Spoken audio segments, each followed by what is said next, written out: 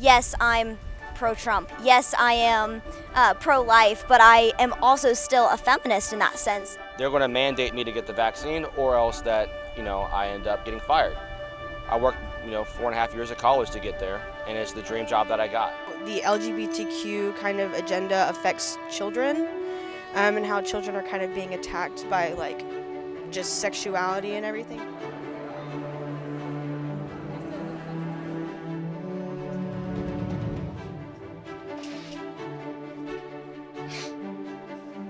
Hi, my name's Lake, and this is Don't Talk to Strangers.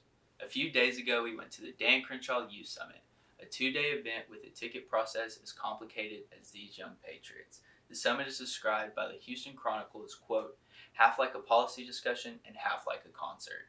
The summit is for people ages 14 to 24, and some of the biggest names in Republican media have gathered to rally the troops of the young Republican to defend American history, capitalism, and to educate the Houston area youth on policy, campaigns, and leadership. With only 36% of voters 18 to 29 voting for Trump in the 2020 election, the majority of the young voter prefers a politician with more left-leaning ideologies.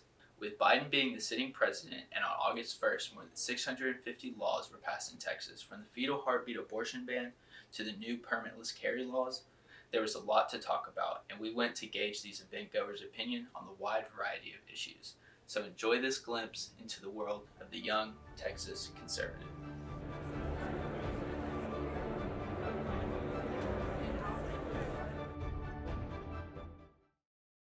The administration faces a variety of challenges, and some Americans are losing confidence, according to a new ABC News poll. And so with Biden, I feel like he doesn't know what he's talking about. He bumbles around. I feel like he should not be in office. We need to seriously consider who we put into office next, who cares for the American people, and who's going to do what's right to stand by them. Performance basis, he's performing horrifically, but that's expected. That's why, if you read his policies, they're just horrific. So, the guy's not going to make it probably to the end of the year, maybe to the midterms.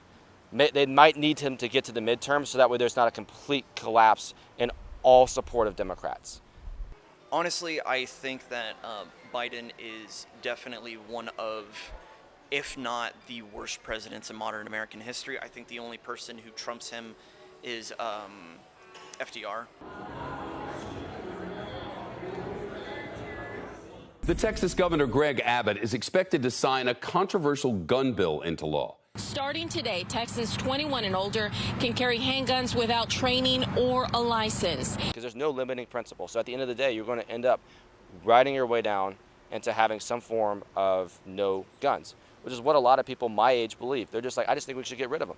As if that makes sense, because they don't put an additional thought process of the next 3 steps of consequences beyond it, or consider your rights. You have the right to defend yourself. If I were to go right to you right now, what are you going to do? Yeah, no, you're going to fight me. Keep the guns, it's kind of that joke that they were all saying today and talking about tyranny. Like, it's a real thing. Different things happening in Australia, those people who have lost the right to their guns. So I think that's important that we hold on to that, even though it may seem extreme, like, oh, the government could have to come after you, and that's a stupid reason to hang on to your guns. No, history repeats itself. That's a thing, even as radical as that may be 100 years from now. But right now, it's like, guns are important, will always be. I think we should always have them. What's your stance on the Second Amendment? I think, yes, it's good. I think every single U.S. citizen should have a gun. The tool is not the problem. It's the heart behind who is operating that tool. So power is not a problem, but if you abuse that power, then you have a problem. This morning, Texas taking center stage in the debate over abortion rights, passing a law potentially impacting millions of women. I feel very strongly about abortion. I have friends who we love to have deep philosophical debates about it. I think that what Texas is doing just in the last few weeks with it has been revolutionary. If we can keep making movement like that where it's illegal here, we could really be on track to saving countless lives. believe abortion is an issue that needs to be fought from all sides, not only from the side of the fetus's life, of the baby's life for that matter, but from the side of women and how we've been manipulated in that to think that this is our only option. If you look at people who are distressed and you give them an out and you tell them that that is their only out, they're going to believe you.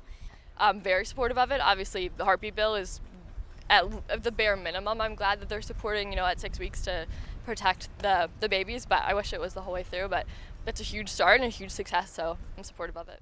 Common language. I think emotion can be a common language, but After listening to the speakers for roughly 9 hours, an underwhelming ham and cheese sandwich for lunch, and technical difficulties which Benny Johnson blamed on China, I do not like that man.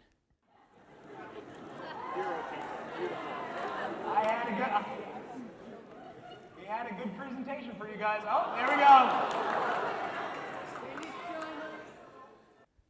But anyways, I had a few takeaways. Firstly, with no surprise, the speakers at a Republican convention do not like Democrats. Secondly, for some reason, there was a heavy emphasis on developing skills to win an argument or debate against leftists. And lastly, after talking to what I can only describe as very informed and knowledgeable right-wing youth, I was pleasantly surprised with how articulate and open all these young patriots are. While we have vastly different beliefs on things, I have concluded that we just believe the way we see things is what's best for America as a whole, which is a good thing, I guess.